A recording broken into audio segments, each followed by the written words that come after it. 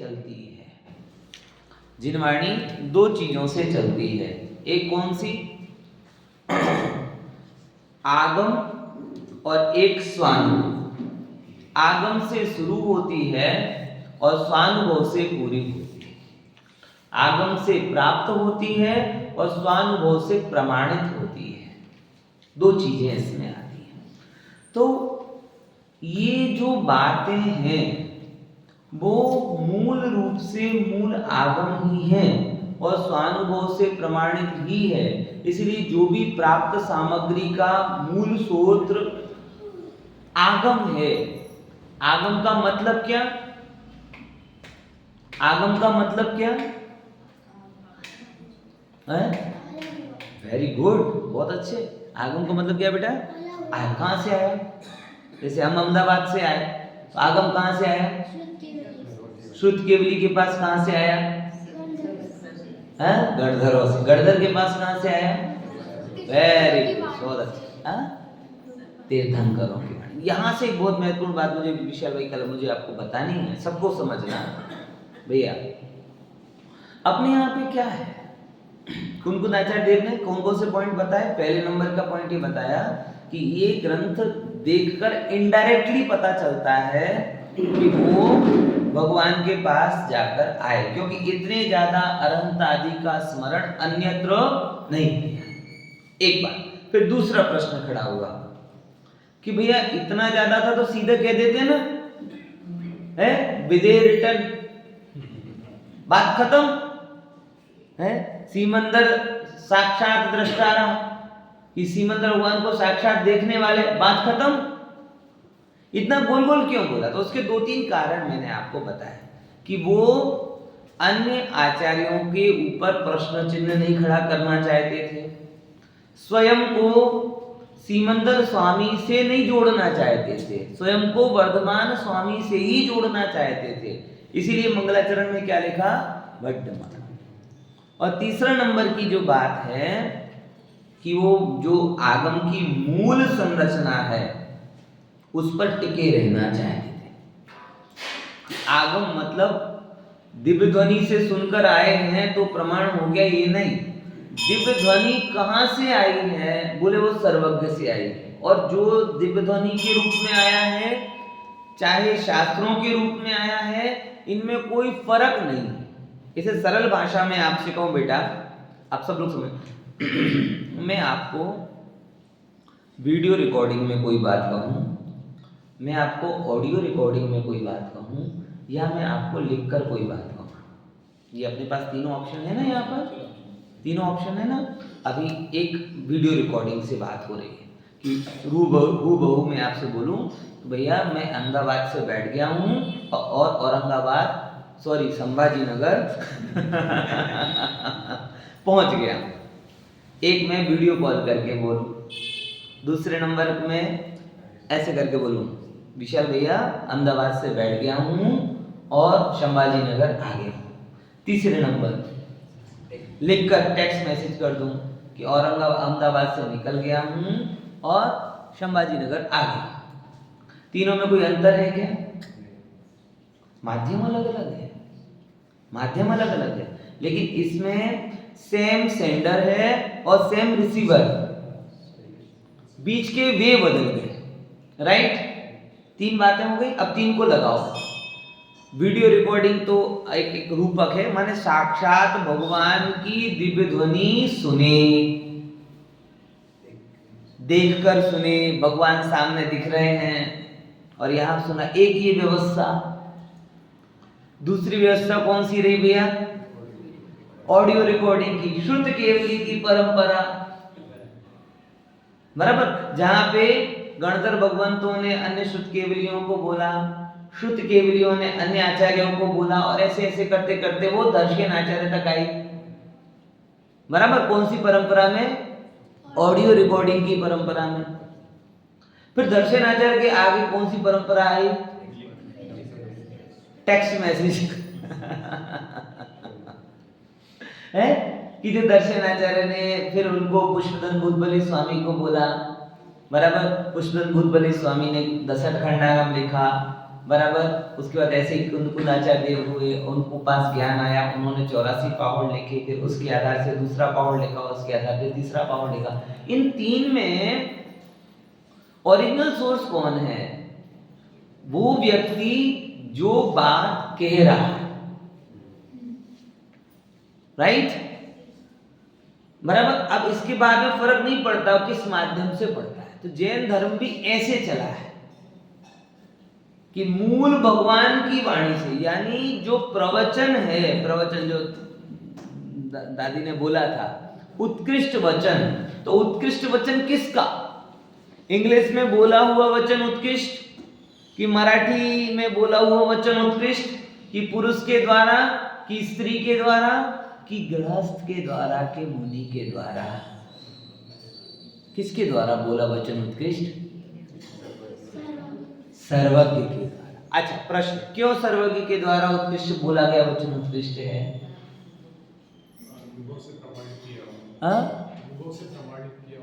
अनुभव से तो देखो कुछ चीजें प्रमाणित होती हैं। आलू के अनंत जीव, अनुभव से क्या प्रमाणित करोगे? हाँ, उत्कृष्ट मतलब ज्ञान, सब कुछ जानने की। देखो सब चीज अनुभव से प्रमाण नहीं होती। आत्मा का अनंत वैभव स्वानुभव से प्रमाणित होगा। आलू के अनंत जीव के लिए अनुभव करना बहुत भारी पड़ेगा। मतलब वो भी है अपने पास में, अनुभव करने की जरूरत क्या है? एक्सपीरियंस सर्टिफिकेट काले अनंत निगोद मजा। टोटल मंजी साहब ने, दौलत राम जी ने सबका एक्सपीरियंस सर्टिफिकेट दे दिया पहली ढाल में। अब हम एक जॉब करते ना, तो बाद में क्या मांगते? कंपनी से एक्सपीरियंस सर्टिफिकेट लाओ। तो दौलत राम जी ने सबका एक्सपीरियंस सर्टिफिकेट दे दिया। काले अनंत निगोद मजा बीत्यो एक श्वास में। जॉब प्रोफाइल क्या किया? अनंत काल तो किया ना, तो जॉब प्रोफाइल क्या रही? क्या जॉब प्रोफाइल है निगोद में? एक श्वास में 8-10 बार जन्मियो मरियो, पगार क्या पाई? तो तीन पंक्ति में हो गई ना, जॉब हो गई, जॉब प्रोफाइल हो गई, और सैलरी की बात हो गई है। समझे ना? जॉब कौन सी रही? अनंत काल निगोद में। जॉब प्रोफाइल क्या रही? एक श्वास में 8-10 बार जन्म मरियो, और सैलरी क्या मिली? अनंत दुख मिला। और ऐसी जॉब के लिए हम दोबारा अप्लाई कर रहे हैं, सावधान। हमने तो सर्टिफिकेट, हमने तो एप्लीकेशन नहीं दी। अरे अपने से मुख मोड़ना, जिनवाणी से मुख मोड़ना, क्या है विशाल भैया? निगोद के लिए एप्लीकेशन देना है। सुन रहे ना? सच्ची है? सुन रहे ना भैया? नहीं मुंह मोड़ना। जो अपने से मुंह मोड़ ले, जिनवाणी से मुंह मोड़ ले, सुख के लिए प्रयास ना करे, वो किसके लिए अप्लाई कर रहा है? निगोद के लिए जाने अनजाने में एप्लीकेशन दे। और वो बहुत श्योर है, क्योंकि वहां पे जगह की कमी तो है नहीं है। लौकिक में कभी देते ना तो तकलीफ होती है, 2 की पोस्ट तो 30 को 3 को कहां से रख ले। यहाँ तो आ जाओ आ जाओ, आलू को याद कर लो। एक पेन लगाया है, उसमें कितने अंडर, कितने पुलवी, कितने शरीर, और एक निगोदिया शरीर में एते जीव बखान, 3 काल के सिद्ध सब अंश मात्र प्रमाण। बोलो आ जाएंगे कि नहीं आ जाएंगे? तो निगोद में कोई प्रॉब्लम। जिनको बड़े आसानी से अपॉइंट होना हो, वो निगोद के लिए अप्लाई करें, रिजेक्शन होते ही नहीं है। कोई चांस ही नहीं है। और अपॉइंट क्या, वो तो पकड़ पकड़ के ले जाते हैं। पकड़ के क्या, तुम्हारी वो परिणति अगर आत्मा से विमुख। देखो समझो, पानी को ऊपर उठाने के लिए फोर्स चाहिए, नीचे ले जाने के लिए कुछ नहीं चाहिए। समझ रहे ना? ऐसे आत्मा को ऊपर ले जाने के लिए पुरुषार्थ चाहिए। नीचे तो अपने आप आता है। जगत में भी देखो ना, अंधकार लाना पड़ता है कि आता है? बोलो, आता है। प्रकाश लाना पड़ता है। समझ गए ना? ऐसे ये स्वरूप है। ये विचारते हैं ना तो बहुत ज्यादा ख्याल में आता है कि मनुष्य पर्याय की दुर्लभता समझ में आती। देखो, मैं कहीं पे भी स्वाध्याय करने, पंडित जी की बात अभी आप कर रहे थे ना बीच में, पंडित जी की अपन सब स्तवन स्तुति वगैरह पढ़ रहे थे पूजन में, मुझे एक बात बहुत अच्छी याद आती कि भाई साहब सुमन जी, भाई साहब एक बार प्रवचन करने के लिए जा रहे थे तो उन्होंने पंडित जी से आज्ञा मांगी, बोले कि रवि पंडित जी से कि भाई जा रहा हूँ, क्या करूँ, कौन सी बात? बोले 2 बातों पर जोड़ देना बस, और कुछ बातें करो चाहे नहीं करो। कौन कौन सी? आप भी वो लिख लो। कभी भी स्वाध्याय में जो भी हो ना प्रवचन, 2 चीजें होनी चाहिए। एक तो मनुष्य भोग की दुर्लभता और दूसरी स्वाध्याय की महिमा। कौन कौन सी 2 बातें हैं? मनुष्य भोग की दुर्लभता और स्वाध्याय की महिमा। लिख लिया बेटा? ये ऑडियो रिकॉर्डिंग वाला बच्चा है हमारा। लिखना आता है? हाँ, आता है तो लिखो। बहुत अच्छे लग रहे हैं दोनों बच्चे इसके। अच्छा, बहुत बढ़िया। ऐसे ऐसे बच्चे बैठे हैं ना तो मेरा मन गदगद हो जाता है। चलो बढ़िया। औरंगाबाद के मंदिर में अगले 20-25 साल तक तो ये पूजन और जिन वचन गूंजते रहेंगे, ये लाभ है। चल तो समझे? एक बीच में बात बता दी कि भाई एक दुख जो अपन ने समझा था कि निगूढ़ की बात कहाँ से आई थी? प्रवचन। हर चीज स्वानुभव से। भगवान को उत्कृष्ट वक्ता क्यों कहा जाता है? उत्कृष्ट वक्ता कहो चाहे एकमात्र वक्ता कहो। प्रवचन एक्चुअल में हम कह देते हैं प्रवचन, एक्चुअल में प्रवचन है ही नहीं, व्याख्यान है। प्रवचन तो दिव्यध्वनि में होता है, प्रवचन तो समोसरण में होता है, बाकी तो सब व्याख्यान है। गणधर भगवान से लेकर आज तक जो भी है वो सब क्या है? व्याख्यान। गणधर भगवान, सौधर्मेंद्र, आप समझ रहे हो दिव्यध्वनि में क्या होता है और समोसरण में कौन कौन बैठते हैं। गणधर भगवान कैसे उत्कृष्ट, एक बार दर्शन करने मात्र से गणधर पद को प्राप्त कर लिए।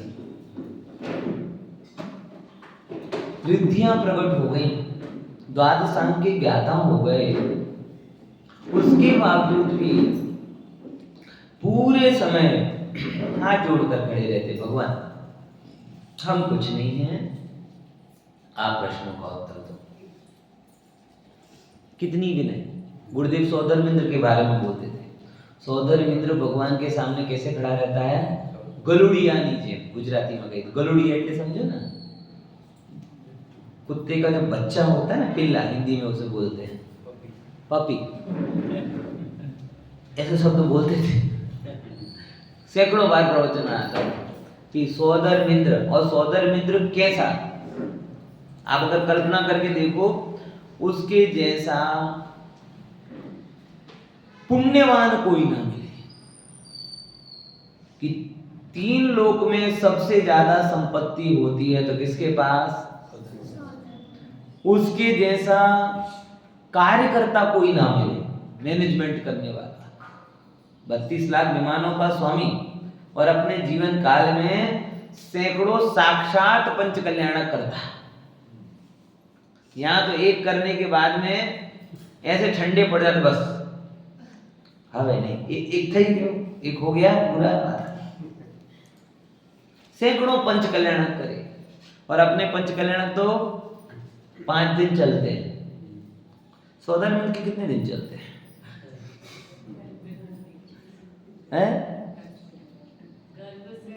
वो जब से लेकर केवल ज्ञान ना हो तब तक तीर्थंकर भगवान की सारी व्यवस्था जो जो हम एक एक दिन में करते हैं, ये एक एक दिन के नहीं होते हैं। अगर उत्सव मनाया जाएगा तो एक दिन नहीं होगा, अरे गर्भ का ही उत्सव 6-6 महीने चलता है, 6 महीने नहीं बल्कि 15 महीने। तो जन्म आदि का कहां जाएगा? ऐसा उत्कृष्ट समर्पित कार्य करता। और सुनो, 2 बातें हो गई, पुण्यवान और सक्रिय कार्यक्षम, और उसके बावजूद भी पुरुषार्थी कितना और ज्ञानी कितना। ऐसा नहीं कि कम जानता हो, लगभग थोड़ा बहुत द्वादशांक से कम ही उसका ज्ञान होता है, बाकी बहुत ज्यादा कम नहीं होता। अवधि ज्ञानी, इतना ज्ञानी, और पुरुषार्थी कितना?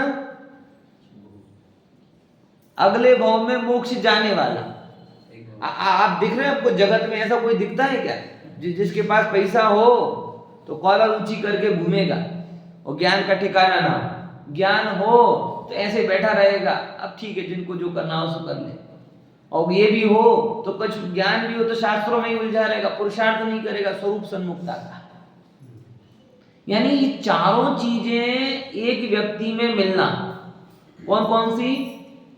पुण्यता, पुण्याई, फिर मतलब पुरुष बाहर की कार्य क्षमता, तीसरे नंबर पे देखा जाए तो ज्ञान, और चौथे नंबर पे देखा जाए तो पुरुषार्थ। और ऐसा होने पर भी आप समझो सौधर्मेंद्र इतना क्षम, आप हम सब उसका केवल वैभव देखते हैं, उसके जीवन के और एंगल देखो, उसके बाद भगवान के सामने कैसे खड़ा रहता है? पपी के गरुड़िया नीचे। ख्याल में आया?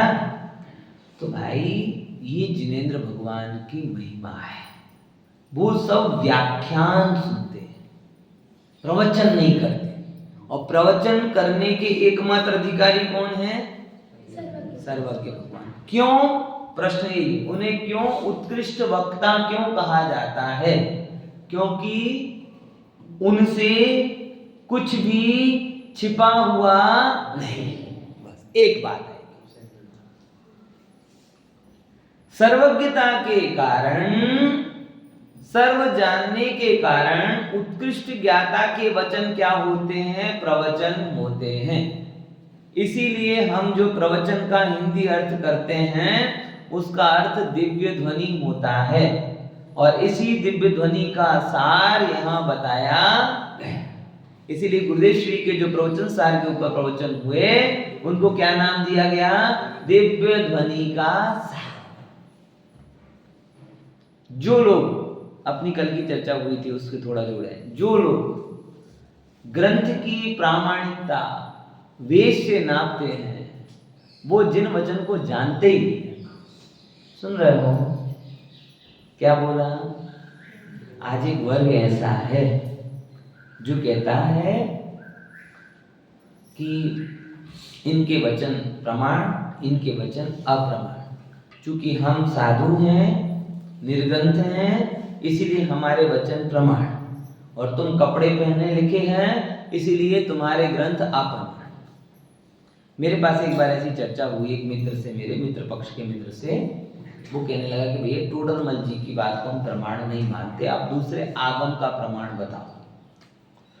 तो मैंने एक बात कही और मैं आपसे भी कहता हूँ, मेरे पास आगम के प्रमाण हैं, पहले आप टोडरमल जी को अप्रमाणित करके बताओ।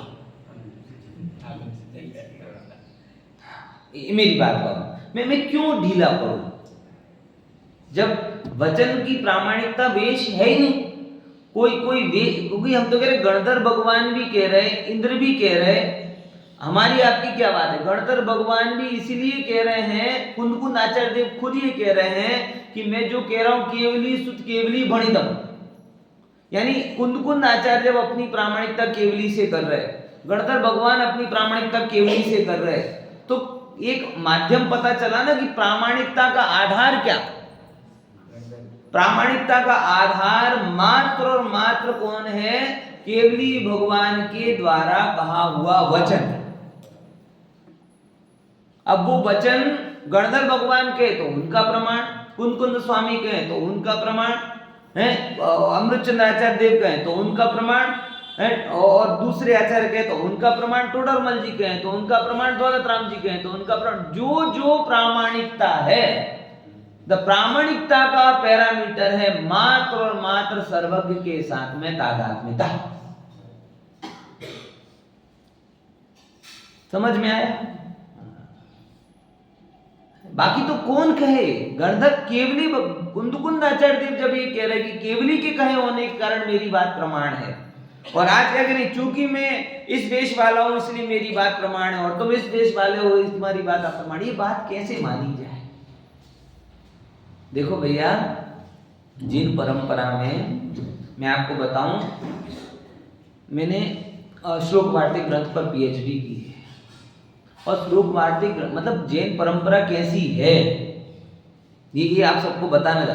विद्यानंदी आचार्य ने लिखा और जयसेन आचार्य ने आदि पुराण लिखा, और जयसेन आचार्य विद्यानंदी आचार्य ने उनके पहले हुए कोई गृहस्थ विद्वान को ससम्मान स्मरण किया। श्री दत्त उस समय कोई थे, उनका नाम लिखा, कवि, उनको आदर के साथ स्मरण किया। उन्होंने ये प्रश्न नहीं किया कि कहने वाले कौन थे। आप आदि पुराण में देखो, श्लोक वार्तिक आचार्य ने लिखा है, वहां देखो। गोमट सर जैसे ग्रंथ में तो गोमट नाम तो नाम बताओ, गोमट नाम कितना वो है, वो कहां से आया? हाँ, समय सार में समय सार तो आ गया, समय आत्मा, नियम सार में नियम आ गया, तो गोमट सार में गोमट कहां से आया है? पता है ना, भैया ने बताया, चर्चा की होगी है? नहीं, इस बारे में अभी बोला। अच्छा, हाँ, तो भैया ने बताया वो गोमट जो नाम है ना, ये प्रश्न होना चाहिए आपको। गोमटेश्वर, गोमट ये कौन है? गोमट कौन है? नहीं, गोमट नहीं, चामुंड राय के घर का नाम गोमट था। अब वो तो मतलब पेट नेम जैसे अपन कहे ना, अपन एक तरीके से। अब राजा होंगे समाज के लिए, गुरु के पास थोड़ी कोई उन्हें राजा चामुंड राय ऐसा बोलेगा। तो गुरु के पास तो गुरु तो जिस नाम से बचपन में बोलते थे वही नाम बोलेंगे, गोमट। और घटना बड़ी जोरदार है वो। एक तो पहले नंबर समझो, पूरे के पूरे जो क्या कहते हैं सठखंडागम ग्रंथ है, बराबर, वो नेमी चंद्राचार्य सठखंडागम ग्रंथ पढ़ रहे थे, और गोमट यानी राजा चामुंड राय आए वहां पर, और आए तो उनने एकदम ऐसे बंद कर दिया। क्या कर दिया? बंद कर दिया। तो गोमट को थोड़ा इंसल्ट फील हुआ कि महाराज ये क्या किया, आपने बंद क्यों कर दिया? तो नेमी चंद्राचार्य एक कमेंट जैसा करते हैं, तुम जैसे राजपाट में फंसे हुए लोगों का ये काम नहीं है। क्या बोला? तुम जैसे राजपाट में जो फंसे हुए हैं ना, उन लोगों का ये काम नहीं है। अब वो भी चतुर थे, राज ऐसे थोड़ी थे, ज्ञानी भी थे, और उन्हें पता है कि ज्ञानियों के हृदय से माल कैसे निकलवाया जाता है। है? राजा हो तो इतनी तो सब आएगी, जैसे मोदी जी को आता ना टैक्स कैसे निकलवाया जाए। है? वो भी राजा तो थे, तो उन्हें भी अब ये आचार्य ने ये बात कह दी है, और ये मेरे लिए सुअवसर है। देखो, मैं अपने मन की बात कहूं, मुझे शास्त्रों में आचार्यों की तो महिमा आती है, लेकिन जिन्होंने आचार्यों को एक तरीके से प्रश्न पूछ कर हैरान कर दिया और अपने प्रेम पूर्ण स्नेह से बाध्य कर दिया कि नहीं स्वामी लिखना ही पड़ेगा, वो लोग भी धन्य हैं। आपको पता है, हर ग्रंथ है ना, उसके पीछे कोई ना कोई प्रेरक तत्व, क्योंकि देखो इसका एक नियम है भैया। राग कैसी क्रिया है भैया? राग है ना, ग्रंथ लिखना भी क्या है? राग। और राग हमेशा स्व के लक्ष्य नहीं होता, पर के लक्ष्य होता है। समझ रहे ना भैया? आप लोग प्रेम से सुनोगे, मुझे सुनाने का भाव होगा। आप सो जाओगे, हम सोचेंगे ठीक है चल आ गए 10 दिन सुना देंगे, जाके फिर से टिकट तो बुक है ही रिटर्न की। समझे कि नहीं समझे? यानी ये जो जिन वचन है ना, जिनवचन तो अपनी जगह, लेकिन जो प्रवचन आदि की क्रिया है, लेखन आदि की क्रिया है, ये लेखन आदि की क्रिया कैसी है? राग की क्रिया है। कैसी क्रिया है? और राग हमेशा किसके लक्ष्य से होता है? पर के लक्ष्य। स्वा के लक्ष्य तो स्वभाव होता है, वितरागता होती, समय दर्शन होता है। समझ रहे हैं ना?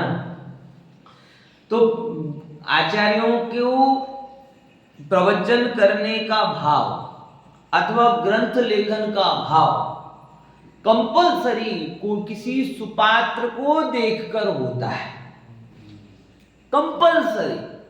क्योंकि राग के लिए विषय चाहिए ना, ऐसे थोड़ी विषय वो हो जाएगा। राग स्वभाव थोड़ी है कि उड़ता उड़ता आ जाएगा, अपने आप हो जाएगा। राग के लिए अंदर में द्रव्य कर्म का उदय, साथ में उस जाति के भाव कर्म रूप परिणाम, और सामने नौकर्म, तीनों होंगे तब लगा। आ रही कि नहीं आ रही समझ में? और हमेशा शास्त्र में ऐसा आता है। तत्वार्थ सूत्र लिखा गया रैवतक की कारण, परमात्म प्रकाश योग सार लिखे गए किसके कारण? प्रभाकर भट्ट। और एक प्रमाण मिलता है, कुंद आचार्य देव ने भी ये जो ग्रंथ लिखे वो शिव मार राजा के नाम से लिखे। एक उल्लेख आता है हिस्ट्री में, शिव मार, वो कौन से वो फिक्स नहीं हो पा रहा है, लेकिन एक वार्षाणु व्याख्या किसी ग्रंथ में ऐसा आता है कि राजा शिव के हेतु से लिखे। यानी अब ये तो वो नाम है जो नोटिफाइड हो गए हैं। गुरुदेव आदि के भी जब कोई व्याख्यान, जैसे 320 की गाथा के बड़े उत्तम व्याख्यान है जैसे आचार्य की टीका के, कैसे हुए? बोले सब राजकोट के सब लोग शिविर में आए, निवेदन किया कि स्वामी कुछ गहरी सूक्ष्म चर्चा। तो 320वीं गाथा के व्याख्यान हो गए जो देह पूर्वक नहीं के नाम से। मतलब हर चीज में जो राग की क्रिया हो रही उसमें सामने वाला भी क्या होता है। अब उसमें सबसे उत्कृष्ट एग्जाम्पल आता है कौन? देखो इसके 2-3 लेवल बन जाते हैं। एक का तो ग्रंथ में नाम आ जाए जैसे प्रभाकर भट्ट, एक का प्रशस्ति में नाम आ जाए जैसे शिव मार राजा, और एक जिनके नाम से ही ग्रंथ लिखा जाए वो गोमट सा है। 3 आ गए? नहीं है ख्याल में आया ना? आपने परमात्म प्रकाश पढ़ा हो, युगसार पढ़ा हो तो बीच बीच में ग्रंथ में उल्लेख करते हैं हे प्रभाकर, बराबर। तो एक तो वो हुआ जो बीच में एक आध बार नाम आ जाए, राइट। एक ऐसा है कि जो लास्ट की प्रशस्ति होती है उसमें नाम आए, और उसमें सबसे ऊंचा एग्जाम्पल जो आज तक मेरे पढ़ने में आया वो कौन सा रहा? गोमट सा है कि उसके नाम से ही ग्रंथ लिखा है। अब आया तो वो चामुंडराय थे, उन्हें पता था कि आचार्यों के हृदय से बात कैसी निकले, क्योंकि ग्रंथ लिखना ये कोई ऐसा काम नहीं है, बहुत श्रम साध्य काम होता है। संस्कृत में कहावत होती है विद्वान एव जानाति विदुषाम परिश्रमा, कि आपको लिखता है 2 पेज लिखे हैं ये ऐसे ही लिखे गए, लेकिन इसमें जो श्रम होता है ना वो कितना होता है वो कौन जानते हैं? विद्वान ही जानते हैं। तो चामुंडराय को पता चला कि भाई अब आचार्य भगवान को ऐसी प्रेरणा करो, ऐसी निवेदन करो, ऐसा हृदय भरकर निवेदन करो कि उनकी विराटता, उनकी विरक्तता, उनके ज्ञान की गहराई हमारे पास में आए। इसीलिए वो एकदम प्रेम पूर्ण, अधिकार पूर्ण, नहीं स्वामी आपने मेरे निमित्त से ग्रंथ बंद किया है ना, अब मेरे निमित्त से इस ग्रंथ का सार आपको देना पड़े। तो समझ गए ना? गोमट सार कहां से आया? गोमट के लिए जो सठखंडागम का सार निकाला उसको क्या कहते हैं? गोमट सार। समझे? वैसे एक्चुअल में उसका नाम जीव स्थान प्रोपण है, बराबर। उसमें लिखा जीव स्थान प्रोपणा, जीवों के स्थान की वहां पे प्रोपणा की गई। उसमें जीव कांड पहला भाग और फिर कर्म कांड दूसरा भाग, ऐसा है, बराबर। अब समझ में आई कि नहीं ये बात है पूरी की पूरी? तो देखो, अगर हम एक प्रेरणा वाली बात कह रहा हूं, अगर हम बहुत ज्ञानी ना हो, बहुत स्वाध्यायी ना हो, तो इतने विनम्र और इतने तत्व के आग्रही बने कि हमारे आग्रह को देखकर हमारी विनम्रता और पात्रता को देखकर ज्ञानियों का हृदय भर जाए और वो उत्कृष्ट वचन के व्याख्यान के रूप में हमारे सामने आ जाए। प्रेमपूर्ण आग्रह तो आपके हाथ में है ना, पात्रता तो आपके हाथ में है ना, विनय तो आपके हाथ में है ना। समझ गए कि नहीं समझ गए? और देखो ये पूरी क्रिया निमित्त नैमित्तिक होती है, बराबर। अच्छे पात्र को देखकर अच्छे वचन निकल जाए। प्रवचनकार प्रवचन नहीं करता, आपकी पात्रता उससे बुलवाती है। समझ गए ना? और ये बात अगर आप नहीं समझ रहे हो तो एक बार आप प्रवचनकार बन के बैठ जाओ, तो आपको पता चलेगा कि कभी सोचा भी ना हो वो बातें कैसे आ जाती है? कभी जिन बातों पे विचार भी ना किया हो वो धारा प्रवाह रूप में आती जाती कहां से आती है? हम थोड़ी लाते हैं, हमारे थोड़ी पेट में भरी है सब। वो तो सहज पात्रता आप लोगों की होती है, तो वो सहज योग्यता से बातें निकल जाती है। ये बात शुरुआत में थोड़ी हाइपोथेटिकल लगती है, लेकिन जैसे जैसे आप समझते जाते हैं वो आपके अनुभव रस पे आती जाती है कि कभी कोई प्रवचनकार प्रवचन करता ही नहीं है, और करे सो प्रवचन होता नहीं है, करे सो होता नहीं है, क्योंकि ये तो सहज व्याख्यान है। और जो सहज पात्रता से आपकी पात्रता मूल में निमित्त और इसके कारण जो भी चीज आती है सो जुड़ जाती है। बाकी तो सब विलास है कि भाई ये बुलाने का विचार करें, मैं विचारने का विचार करूं, ऊपर आने का उद्यम करें। एक्चुअल में तो आपकी ट्यूनिंग क्या है? आपकी पात्रता और मेरा वहां पे निमित्त रूप में हाजिर होना, नथिंग एल्स। बात समझ में आई कि नहीं आई? ख्याल में आया ना? तो ये बात यहाँ पर आती है, जिन वचन ही एकमात्र प्रमाण है। क्या बोला? वो ही प्रवचन है, बाकी सब क्या है? व्याख्या। वो एक सामान्य 8 साल का बच्चा बोले, चाहे गणधर भगवान बोले, अगर जिनेंद्र के अनुसार है तो प्रमाण है, और जिनेंद्र के अनुसार नहीं है तो प्रमाण नहीं। ये नियम है। बात समझ में आई? तो जो लोग भी अगर ये प्रयास कर रहे हैं कि वेश से प्रामाणिकता लाने की कोशिश कर रहे हैं, सबसे उत्कृष्ट वेशधारी तो कुंद आचार्य हुए ना। उन्होंने खुद अपनी प्रामाणिकता किससे की है? केवली सुत केवली भणिदम, बोच्छामी समय पावड़ केवली सुत केवली भणिदम। माता है कि नहीं है? क्या ठीक है ना? चलो इतनी बात अपनी पूरी हुई। अब थोड़े विषय पर आते। प्रवचन ख्याल में आ गया ना? तो प्रवचन मतलब क्या हुआ? दिव्य ध्वनि। थोड़ा अपन रिवाइज कर लें, क्या क्या अपन ने चर्चा की अभी तक। शेयर पे चले थोड़ी पुराने की। अभी तक जो किया, कहां से बात चालू हुई थी? कहां से चालू हुई थी दादी? आपका प्रश्न प्रवचन से। प्रवचन में चर्चा कहां से चालू हुई? प्रवचन से। प्रवचन मतलब उत्कृष्ट वचन, मतलब दिव्य ध्वनि, बराबर। ये दिव्य ध्वनि कुंद आचार्य देव सुनकर आए थे, इसका प्रच्छन्न प्रमाण क्या है? मंगलाचरण, बराबर। मगर उन्होंने साक्षात क्यों नहीं बोला?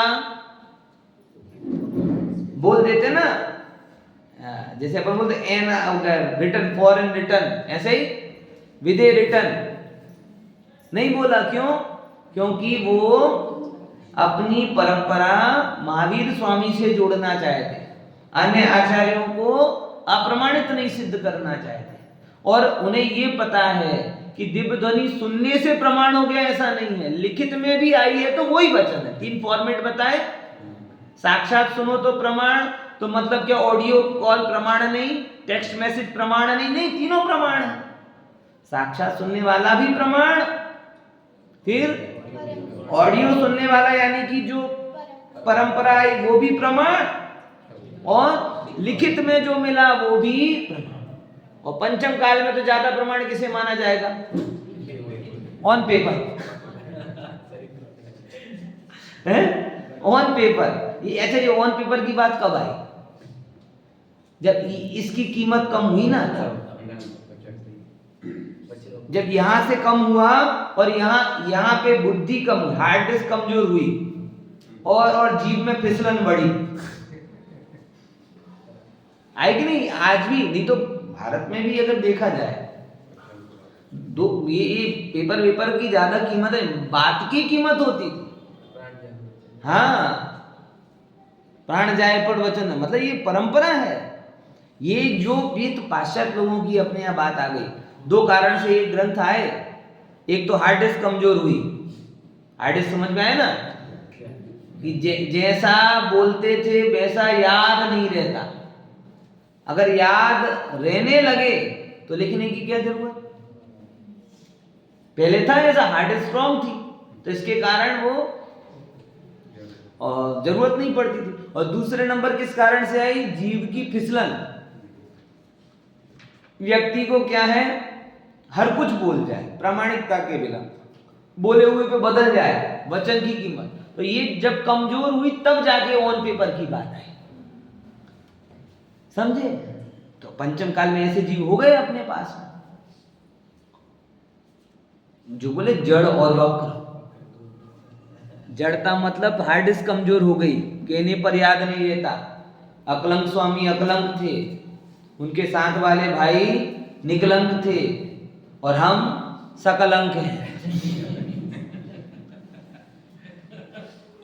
समझे ना? अकलंक स्वामी कैसे थे? अकलंक एक बार में याद हो जाता था। निकलंक स्वामी कैसे थे? निकलंक 2 बार में याद होता था। और हम सकलंक के बार बार समझाए जाने पर भी याद नहीं। हम देख रही समझे सकलंक। ठीक है ना? तो इसके लिए ग्रंथ है, लेकिन वो आज के समय में इसीलिए जड़ और एक तो ये बात हुई हार्ड डिस्क कमजोर, और दूसरी ये खोटे खोटे अर्थ लगाने लगे, सीधे सीधे अर्थ, तो उसकी बजाय भाई लिखित में देना पड़ा, क्योंकि ये ही है अन्य नहीं, बराबर? ये ही है अन्य नहीं। इदमेव तच्चम ईदृशम एव, क्या प्रमाण है? बोले लिखा हुआ है। इसके कारण ये वचन आदि की परंपरा है। बाकी प्रामाणिकता का मूल आधार तो कहाँ है? आप देखो, अब अपन उस मूल आधार को अपन एक लेवल पर डिवाइड करते हैं।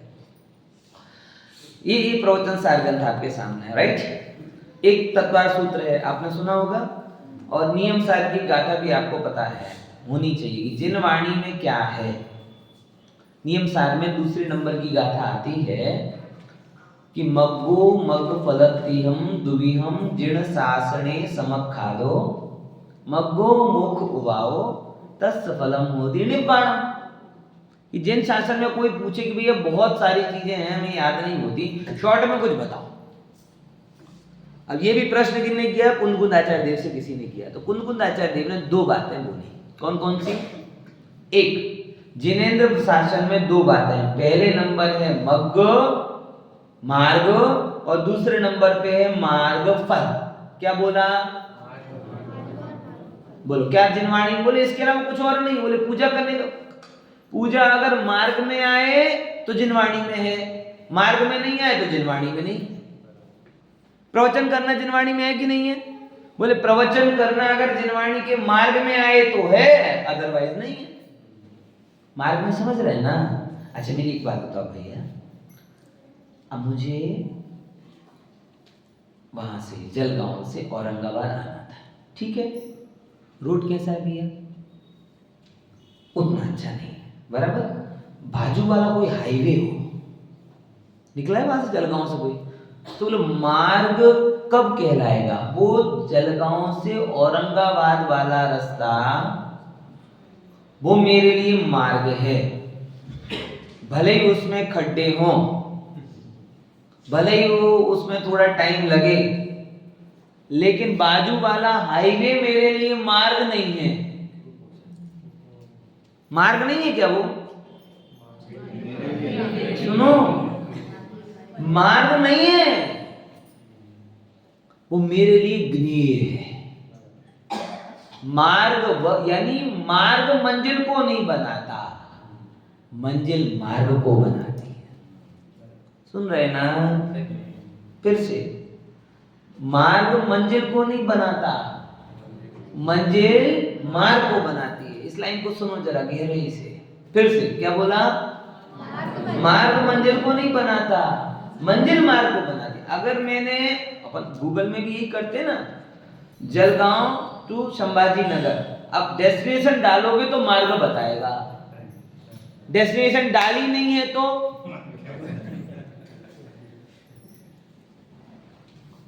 समझ रहे ना? है जीपीएस सिस्टम और केपीएस सिस्टम अलग अलग नहीं है। केपीएस समझ गए? केवल ज्ञान पोजीशनिंग सिस्टम है, समझे ना? जैसे जीपीएस है ऐसे ही कौन सा है? केपीएस है, वो ग्लोबल बताता है। अब ग्लोबल के तो तुम्हारा ग्लोबल इतना सा है, काय का ग्लोबल है? केवल ज्ञान में तो अनंत लोग समा जाए ऐसा गया, और उसमें जो मोक्ष का मार्ग है वो ये है। यानी मार्ग मंजिल को नहीं बता रहा, मंजिल नक्की होने पर जो रास्ता होता है उसे मार्ग कहते हैं, और उसके अलावा जो भी आ जाए वो उन्मार्ग है। अरे अब यहां जीवों को समझना चाहिए। मैं आप सबसे कहता हूं, हम करते तो बहुत हैं, जो भी कर रहे हैं, जो जहां पे भी है, पूजन पाठ स्वाध्याय व्रत उपवास भक्ति, हम आते हैं प्रवचन करके चले जाते हैं, आप वो प्रवचन सुन के चले जाते हो, लेकिन ये सब चीजें एक मोक्ष को साधने में कारण हो रही हैं क्या? अगर हो रही हैं तो मार्ग है, नहीं तो है। हमारे बुंदेलखंड में आप जाओगे ना तो एक एक चौक में 5-5 मंदिर बने हैं, एक एक चौक में 5-5 मंदिर बने हैं। छिंदवाड़ा में जाओ कि हमारे कोटा में जहाँ बाबूजी का घर है वहीं देख लो, 5 मंदिर बने उतनी सी गली में। रामपुरा जो नहीं कौन सा वाला है वो कहे ना, अगर रामपुर वाला, हाँ 5 मंदिर है। अब मैंने पूछा कि भैया ये 5-5 मंदिर की क्या जरूरत है? तो क्या उत्तर आता पता है? बोले जायसवाल समाज का है, ये पूर्वाल समाज का है, ये खंडेलवाल का है, ये अग्रवाल का है, ये सब वाल वाले हैं, हॉल वाला कोई नहीं।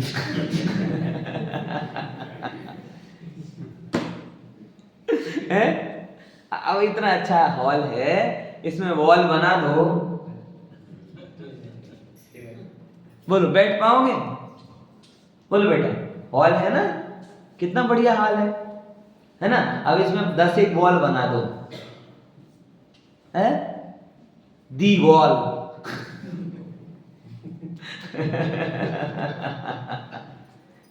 है? तो क्या होगा हॉल का? अरे देखो, अब ये लोग समझते होते ना कि भैया मंजिल को लेकर मार्ग होता है, मार्ग से मंजिल नहीं होती। सब लोग बैठ के आत्म कल्याण करें, समोसरण ये मार्ग है, समोसरण। अब उसमें तो वॉल कहां से लेकर आए? समोसरण में 12 सभाएं होती हैं, वो जाति को देखकर होती है। उत्तर भारतीयों के अलग, मराठी अलग, गरबी गुजरात अलग, है बोलो, इसको लेकर होती है। क्या होता क्या समोसरण? क्या 6-6 7-7 घंटे भगवान की दिव्यध्वनि होती है, और क्या करते होंगे? बस जाते हैं प्रवचन सुनते, जाते हैं दिव्यध्वनि सुनते, आत्मा की अनुभूति का प्रयास करते। ये मार्ग है। यानी जहां से मोक्ष दिखे, जहां से आत्मा दिखे, जहां से वितरागता दिखे, वो मार्ग है। जहां से वितरागता नहीं दिख रही, सिर्फ परंपरा दिख रही है, क्षेत्र दिख रहा है, प्रदेश दिख रहा है, भाषा दिख रही है, पूर्वाग्रह दिख रहा है, वो मार्ग नहीं है। वो क्या है? मार्ग है। क्योंकि मार्ग मंजिल को नहीं बनाता, मंजिल मार्ग को बनाता। From where and destination. और आश्चर्य की बात यह है, आप जगत में जाते हो, ठीक है ना, 3 चीजें होती हैं। एक तो तेज दौड़ते हो, एक खड़े रहते हो, एक यू टर्न लेते हो। 3 चीजें होती हैं ना। कैसे कैसे करते हो भैया? एक 3 कब कब होते हैं? एक आप खड़े रहते हो, कब खड़े रहते हो? कंफ्यूजन हो, कब हो? कंफ्यूजन। क्या जवाब मुझे, जैसे कला में हुई थी ये इस मोहल्ले से इस मोहल्ले तक ये मार्ग, इस मंजिल को पहुंचने का मार्ग ये नहीं हो सकता वो बताएंगे भैया कि भाई दूसरी गली से आ गए थे, है ना, जहाँ पे सब नहीं देखो ऐसी चीजें होती हैं। तो अंदर में ये विचार तो हो गया ये भाई इस रास्ते पर, मतलब इस मंजिल पे पहुंचने का रास्ता ये नहीं। तो आपको कंफ्यूजन होती है, तो जहाँ कंफ्यूजन होती है वहां हम क्या करे रहते हैं? स्टॉप। और जैसे पता चलता है कि ये डेस्टिनेशन, तब हम क्या करते हैं? भागते हैं। और जैसे पता चलता है, कंफ्यूजन क्लियर होती है कि गलत रास्ते पे आ गए, then we will take U-turn. तीन ही चीजें होती हैं ना, या तो हम खड़े भाग दौड़ते हैं, राइट, या हम खड़े रहते हैं, या हम। अब दो चीजें हैं जो फर्मनेस को बताती है, और कौन सी? दिस इज अवर डेस्टिनेशन, ये हमारा गंतव्य है, लक्ष्य है, इसीलिए हम उसकी तरफ दौड़ रहे हैं। और ये हमारा गंतव्य नहीं है, इसीलिए हमने क्या कर लिया? यू-टर्न। तो यू-टर्न इंपॉर्टेंट है कि राइट टर्न इंपॉर्टेंट है? यू-टर्न कोई वो थोड़ी, हमें यू-टर्न लेने का शौक थोड़ी। We want to be right path, that's why we are taking U-turn. हमें सही रास्ते पर जाना है, इसीलिए हम यू-टर्न ले रहे हैं। और जब तक क्लियरिटी नहीं होती तब तक हम क्या करते हैं? Stop, wait and watch and try to confirm. हम अभी किस रास्ते पर हैं? हाँ, देखो समझना, कंफ्यूजन होना कोई बुरी बात नहीं है, लेकिन गलत जगह पर कंफर्म हो जाना ज्यादा बुरी बात है। फिर से क्या बोल रहा हूं भैया, सक्षम ख्याल में आ रहा है ना? कंफ्यूज होना कोई बड़ी बात, हम सर्वज्ञ थोड़ी हैं जो हमारी सारी कंफ्यूजन दूर हो जाएंगे, मगर गलत चीज में कंफर्म हो जाना ये ज्यादा गलत है। सही क्या है? इसके लिए कंफ्यूज होना सही है, क्योंकि वहां पे आप हो तो आपको आगे जाने का रास्ता। तो जिनवाणी हमारा पूछताछ केंद्र है। हम यहाँ क्यों आते हैं? अगर हमें आत्मा दिख जाती तो जैसे लक्ष्य दिख जाता है तो सब ओर से परिणति खींच के उसकी तरफ दौड़े दौड़े दौड़े दौड़े दौड़े चले जाते। तो हम जिनवाणी के पास किसके लिए आए हैं? पूछताछ केंद्र। ट्रेन में होता है ना पूछताछ केंद्र, भाई ये ट्रेन यहाँ जाएगी ना, पक्का जाएगी ना, है? लेकिन वो वाला पूछताछ वाला तो मुंह बिगाड़ेगा। कितनी बार पूछोगे? कह दिया ना एक बार। लेकिन माँ जिनवाणी जितनी बार पूछोगे, हाँ बेटा यहाँ से जाएगी, ऐसे जाएगी, ये लक्षण दिखेंगे तुझे। जब अंदर में धर्म की रुचि प्रकट होगी ना तो तुझे जिनवाणी आनंददायक लगने लगेगी। जब तुझे धर्म के लक्षण प्रकट होंगे ना तुझे तो भगवान भक्ति में मन लगने लगेगा, विषयों से रस घटने लगेगा। बोले सच्ची ऐसा हो? तो बोले हाँ।